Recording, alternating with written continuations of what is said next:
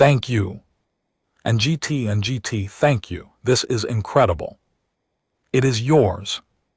And GT, nobody told Marcus Webb that the girl, crying behind the university library at 2:00 in the morning, was the heir to an interstellar empire. Nobody told her either that the broke, sleep-deprived engineering student who handed her crumpled tissue would end up changing the fate of 3 civilizations. All he knew was that someone was crying, and he stopped that decision. One small, tired, deeply human choice set off a chain of events that the most powerful government in the galaxy had spent 600 years trying to prevent, and it all started with a bad grade, a broken vending machine, and a girl with violet eyes who shouldn't have been on Earth at all.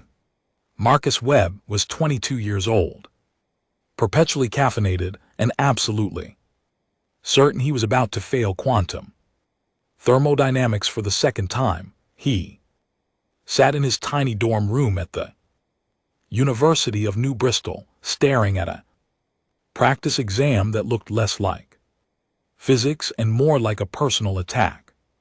His roommate had gone home for the weekend. Outside, October rain hammered the windows in long gray curtains, and the campus looked like it had been dipped in ink. He'd been at the university 4 years on a partial scholarship that required a 3.2 GPA. His current GPA was 3.21. The math was not comforting. Marcus wasn't the kind of guy who showed up in stories like this. He wasn't the top of his class or the athletic prodigy.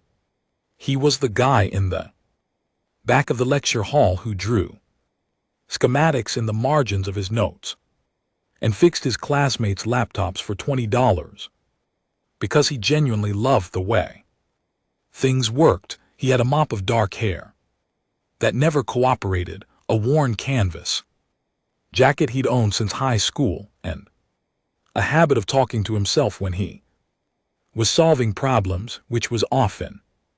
At 11:45 that night, he decided he needed coffee more than he needed to understand Maxwell Boltzmann distributions. He pulled on his jacket and headed down to the vending machines in the basement of the student union.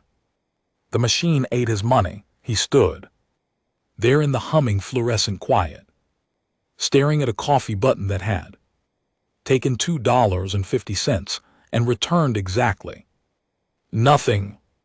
And he did what any reasonable, exhausted engineering student does in that situation. He kicked it, not hard, just the firm, disappointed kick that says, I know this won't fix anything, but I needed to do that. It didn't fix anything. He turned around and headed back the way he came, cutting through the narrow path behind the library that most students avoided because the lighting was terrible. Marcus liked it because it was quiet and the old stone building blocked the wind. He heard her before he saw her, not a loud cry, not dramatic sobbing. It was the specific sound of someone trying very hard not to cry and failing, the kind you make when you think no one can hear you, when you've given yourself permission to fall apart just for a moment because you're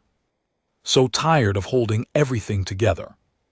It was a sound Marcus recognized because he'd made it himself twice in the past year, once after his scholarship review, once after he'd called home and his mother had sounded tired in a way that scared him. He almost kept walking.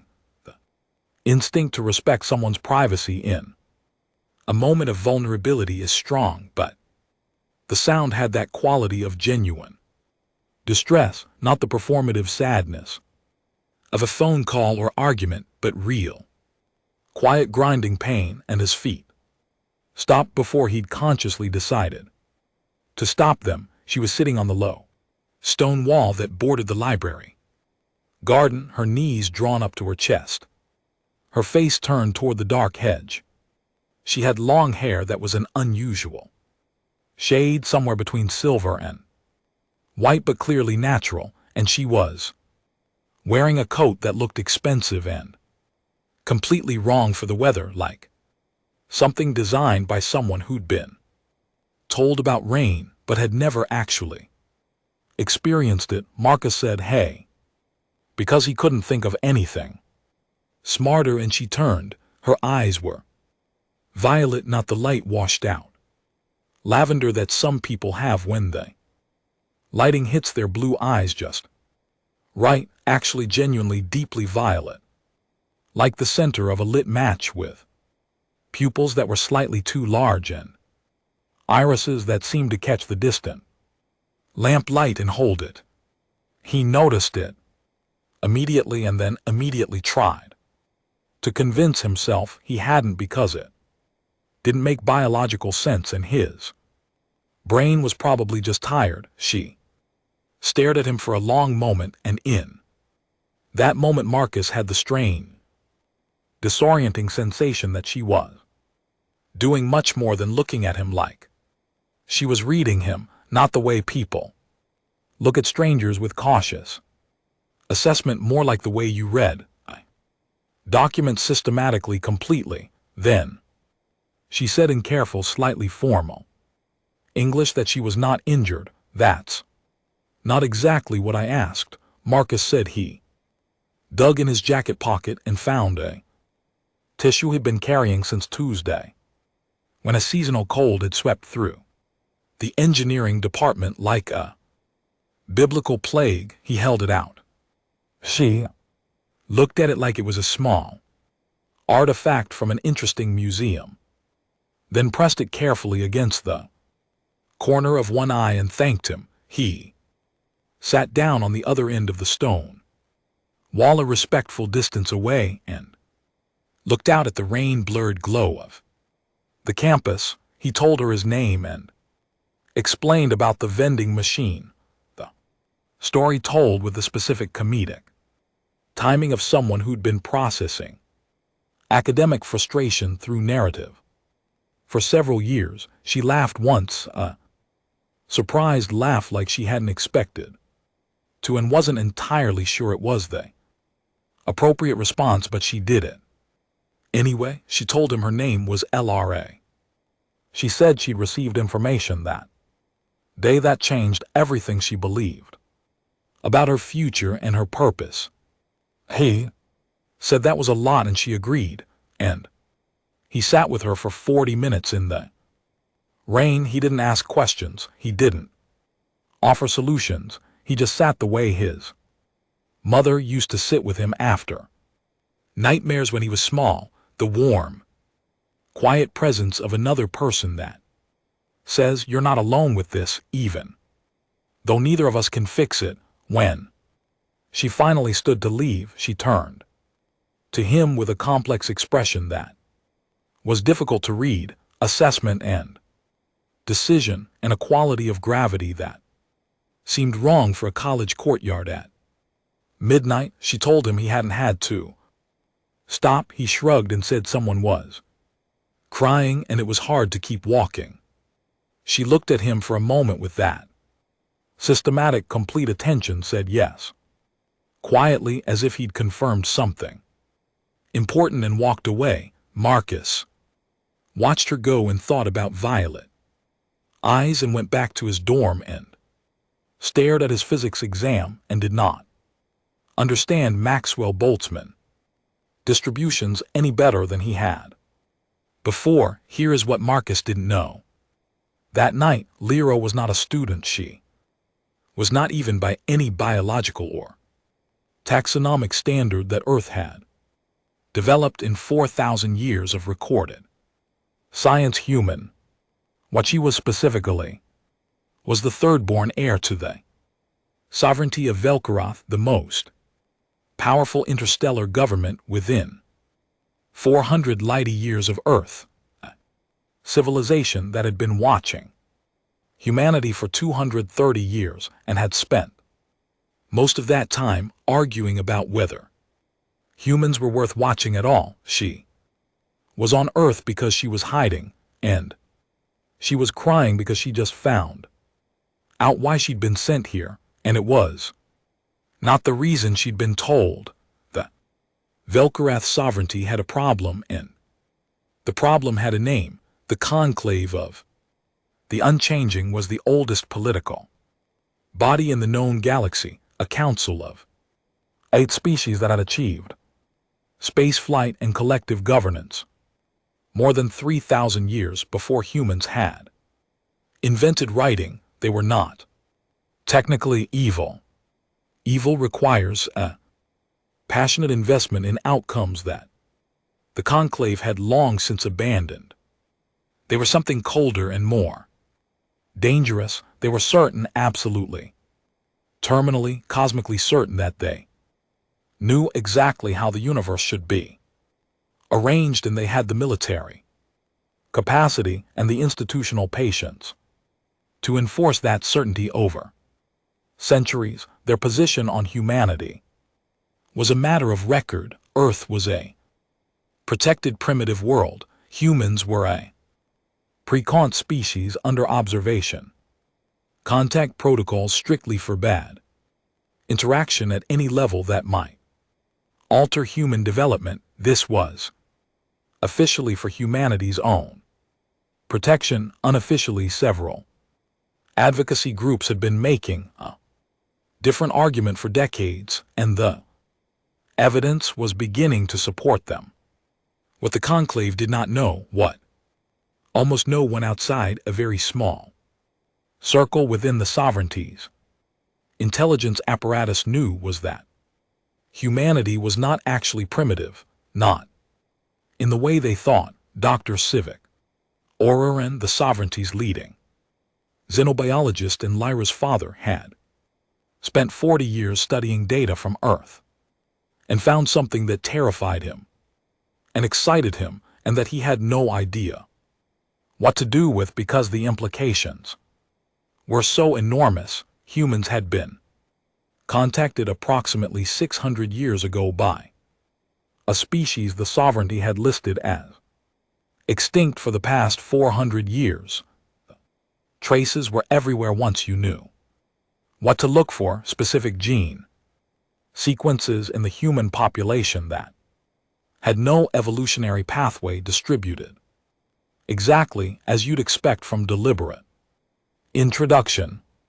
Resonance patterns in human technology following mathematical progressions too precise for independent discovery, and most damningly, a repeating 17-digit sequence embedded the so-called junk DNA of every human being on Earth, a sequence Dr. Oren had seen once before in the ruins of a civilization the Conclave claimed had never reached the capability to leave such a mark. Someone had built humanity, or had begun building them, and had been interrupted before they could finish the project. Dr. Oren had sent LRA to Earth for ostensibly academic reasons, cultural observation. The document said she'd been positioned as a student at the University of New Bristol, given perfect human-appearing biomorphic modifications, a cover identity, and a handler in the sovereignty's Earth liaison office named Korvath, who was professional and reliable, and as of 3 days ago missing. The information Lyra had received that evening through a dead drop her father had established for emergencies was this: Korvath was not missing because of an accident. He was missing because someone in the sovereignty's internal security apparatus had become aware of what her father had found, and the same someone was now wondering, very professionally and very dangerously, exactly what Lyra knew. She had been sitting on that wall for 2 hours running options and running out of them when a tired engineering student with dark hair and a crumpled tissue appeared in the dark, 3 days. Later, Marcus ran into her again. She was sitting at one of the outdoor tables, and she was watching him with that violet-eyed focus, and this time he noticed it differently. This time he noticed she had specifically been waiting. She said there was something she needed to ask him before he'd even put his books down. He sat. She told him she needed help with something she couldn't fully explain because the montage to explanation would put him in danger, and he hadn't consented to that danger. He told her that was a very specific and slightly terrifying way to ask for a favor. She said she needed to access a specific data transmission channel not connected to any standard network infrastructure, one that would appear to come from a completely unattributable source. She needed it to reach her father, and she needed a human to build it because human-built systems carry organic interference patterns that professional monitors filter out as amateur noise. A human-built transmitter would look like background static. She'd been told by a third-year computer science student named Aiden Park that Marcus had modified his router in a way that suggested exactly the skills she needed. Marcus looked at the frequency window she described. It wasn't in any terrestrial communication standard. It was specifically the range his RF engineering professor had listed on a single slide in a second-year lecture as theoretically viable but practically unused. He thought it was interesting. Then he thought so again, now more urgently. He told her he needed 2 days. He spent those 2 days in his room, building the most elegant ghost transmitter he'd ever constructed, which was also the only ghost transmitter he'd ever constructed, meaning it was also the worst.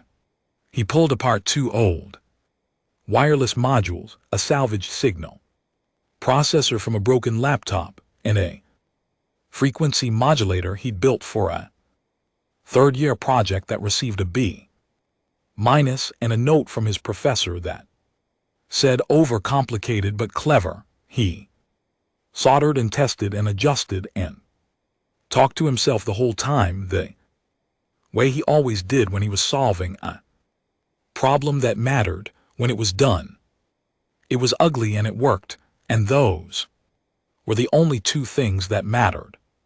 He brought it to her wrapped in circuit board foam, and she took it with both hands and held it like something much more important than it looked. She asked if it would work, and he said it would. That the signal would look like degraded wireless bleed from a university network, that anyone monitoring standard channels would read it as background noise, that the target frequency was nested inside a carrier wave that technically didn't violate any transmission regulations because it sat within the tolerance window for passive emissions. He told her he hoped her father was okay. She said he was brilliant and stubborn, and she was terrified for him, and thanked Marcus with a weight in the words that he felt in his chest. He picked up his backpack and said his exam was in an hour. She called his name as he left and said when this was over she would like to explain things to him if he was willing. He said he thought he was going to have some questions. She said she thought he would have very many and that he would deserve the answers. The transmitter worked. Dr. Oren received the message and the data package, but what LRA didn't know was that sending the signal had been a trigger, not a mistake but a test. The people watching her had been waiting to see exactly what she'd do when she was frightened and isolated. 4 days after the transmission, Marcus came back to his dorm room and found it had been searched, not ransacked, not visibly broken into, but he'd grown up in a cramped apartment with two younger siblings and a mother who worked double shifts, and he developed excellent instincts about personal space, and he knew with absolute certainty that his room had been entered and examined and reassembled by someone very professional. His circuit board was in the wrong position. His coffee mug had been moved. The spare components on his desk were arranged at a slightly different angle. He stood in the doorway for a long time. Then he sent LRA 3 words, "We need to talk." She came in 20 minutes and immediately did something he could only describe as checking the walls, running her fingers along the window frame and the back of the door with a focused technical expression that had nothing to do with looking for draft. She confirmed he'd been searched and said they were looking for the transmitter. He told her he'd destroyed it after she used it because that had seemed like the right call. She turned, and for the first time since he'd met her, she looked genuinely, completely frightened, not the contained distress from the wall that first night. Something sharper. She told him he was in danger because of what she'd asked him to do, and she was sorry because he hadn't known what he was agreeing to. He said no, he hadn't, and maybe it was time. She told him. She sat on the edge of his bed and told him all of it, the way people do when they've been carrying something too heavy for too long, and the weight finally exceeds the fear of being believed. She told him about the sovereignty, about her father's research, about the 17-digit sequence in human DNA, about the conclave Corvath, and the compromised intelligence apparatus, and what it meant that his room had been searched by agents operating without official sanction on a protected world, which was not just illegal under sovereignty law, but was a political act of extraordinary arrogance. Marcus sat through all of it quietly. He did not say any of the things he might have said. He didn't call it impossible. He sat with it the way he sat with hard physics problems, patiently turning it over, looking for the internal logic. The eyes, he said, when she finished the biomorphic modification, can't fully address the pigmentation in this light spectrum. She said she should have been more careful. She hadn't expected to be seen at close range, and the electromagnetic tolerance thing. He said the modifications include some conductive tissue. She explained direct contact with certain active circuits causes interference that is also traceable, which is why a human-built transmitter looks different. He said. Yes, she agreed. Human electronics are wonderfully, chaotically imprecise. His transmitter looked like noise because it was full of tiny, beautiful imperfections. He told two people, his friend James Owe, a fourth-year computer science student and one of the most skilled network engineers Marcus had ever met, who listened to the explanation with wide eyes and then said, "Well, I've always wanted to do something that actually mattered," before rolling up his sleeves. And Dr. Patricia Chen, his materials engineering thesis supervisor, who looked at the 17-digit sequence when Marcus showed it to her, and went very quiet for a very long time before saying, "I know what this is, Dr." Chen was 61 years old and had spent 20 years working on what she publicly called theoretical xenobiological interfaces, and privately called the question of whether humans are actually finished yet. She had found half of the sequence herself 3 years ago, embedded in repeating non-coding RNA patterns, and published a paper about it that the scientific community had almost entirely ignored, which she had taken personally. And correctly, she had not expected her vindication to arrive quite like this. The kindling, as best Dr. Oren's research could determine, was not a weapon and not a superpower in the science fiction sense of the word. What it was at its core was an augmentation to the human brain's capacity for pattern recognition, and what LRA translated from Velkerath terminology as simultaneous comprehension, the ability to hold multiple complex models of reality in parallel and understand their interactions without losing resolution on any individual model. Humans were already extraordinary pattern recognizers. The species that built the kindling had been looking at humanity and saying, here is something remarkable, here is a beginning, let's see what it can become. Then they'd been stopped, and the sequence had sat dormant in the human genome for 600 years, waiting for a signal that never came. The activation would not be permanent unless Marcus wanted it to be.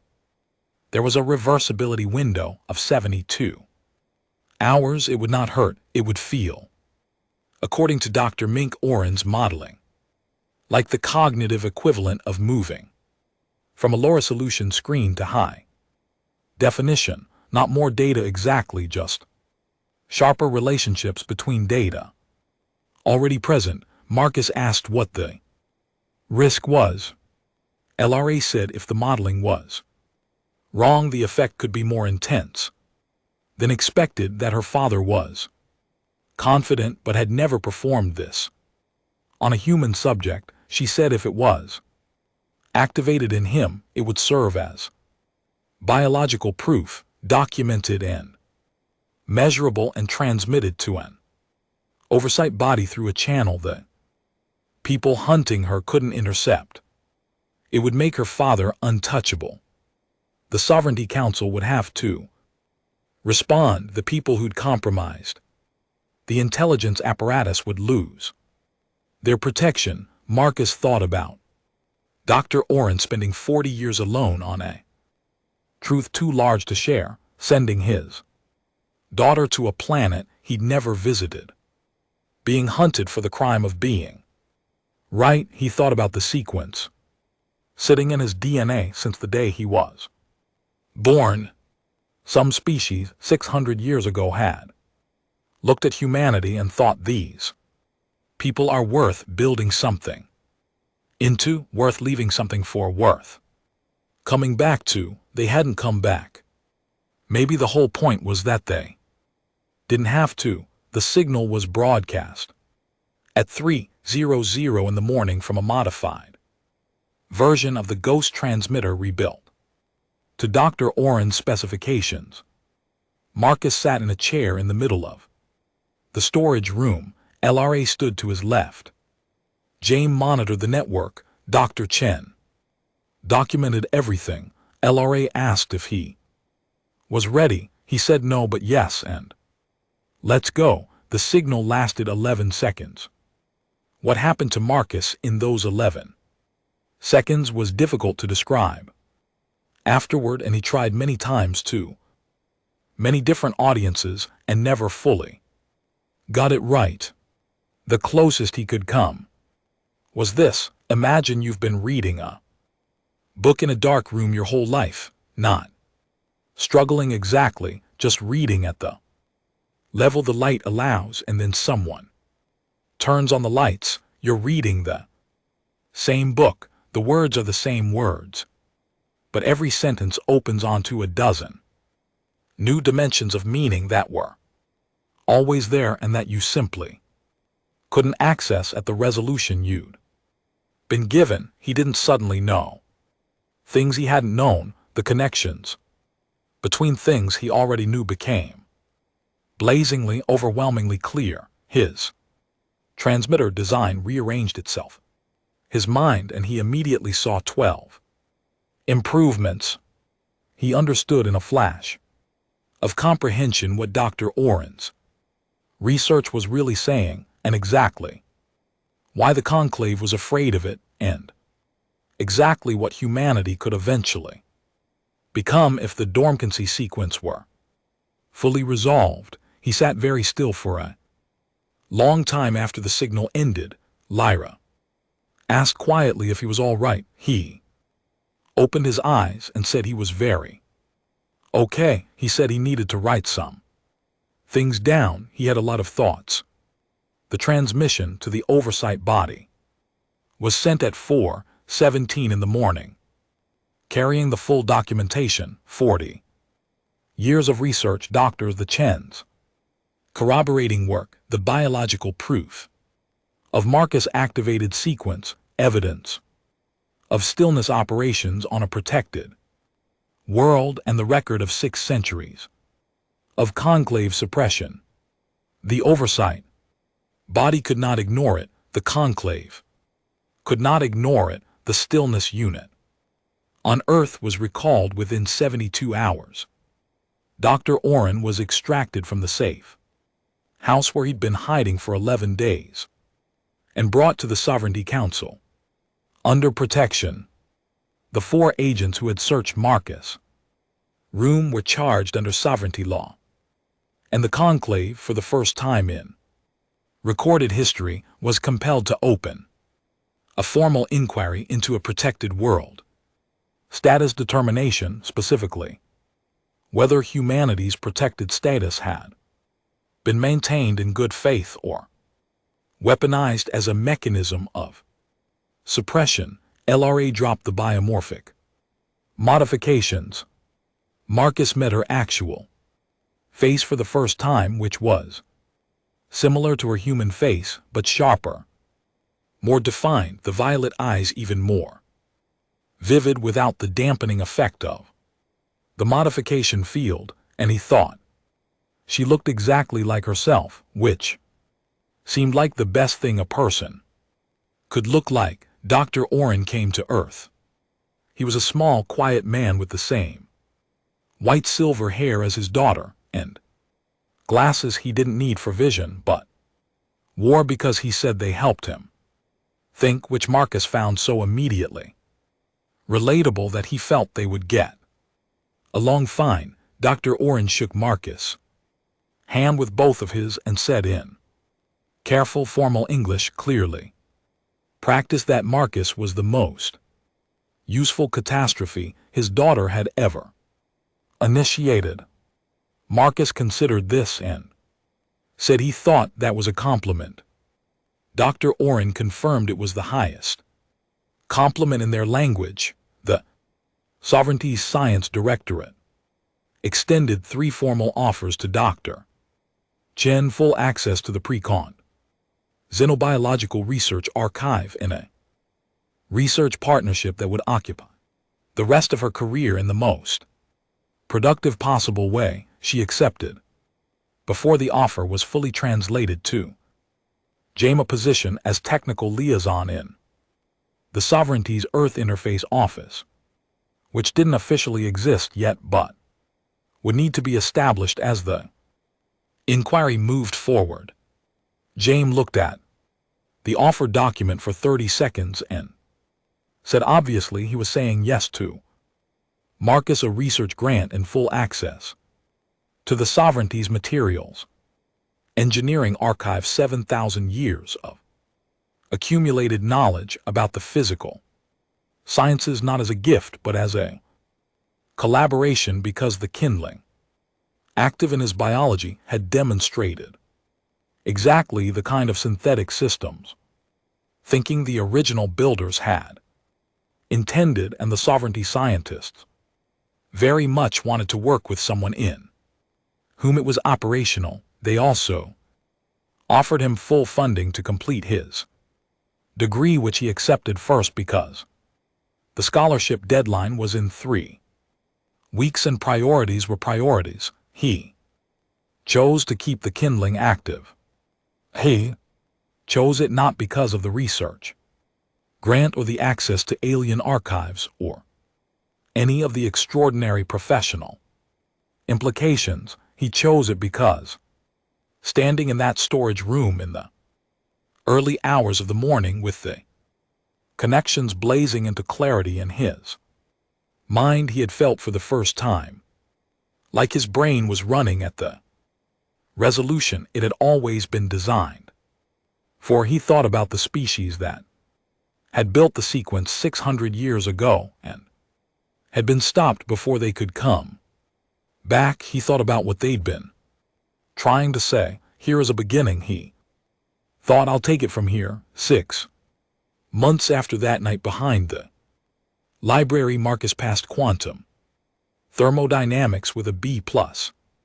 Eve and GT celebrated by buying a coffee from the vending machine in the student union, which had been replaced with a new model that actually worked, and standing in the basement fluorescent light, drinking it and thinking about how unlikely everything was. LRA visited the following Tuesday. She had a temporary research visa now, the first of its kind. She looked different on campus than she had when she'd been hiding.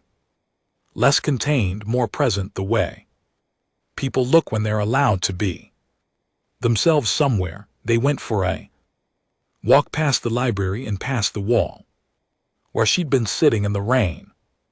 Marcus said he'd been thinking about what she'd said that first night about true information and bad information not always being separate. She said she remembered.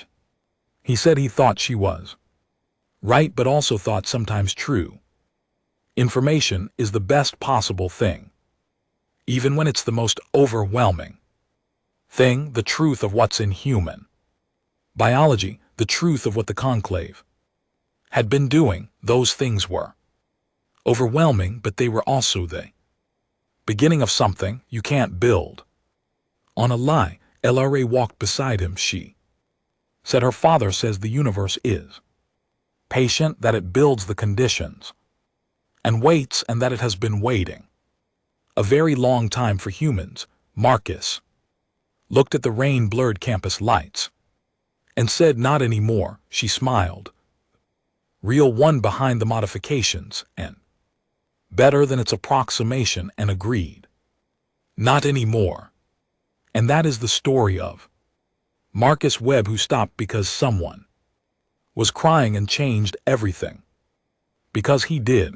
This is what the best of these stories are really about, not winning through firepower or superior technology, but through the particular, irreducible quality of human attention.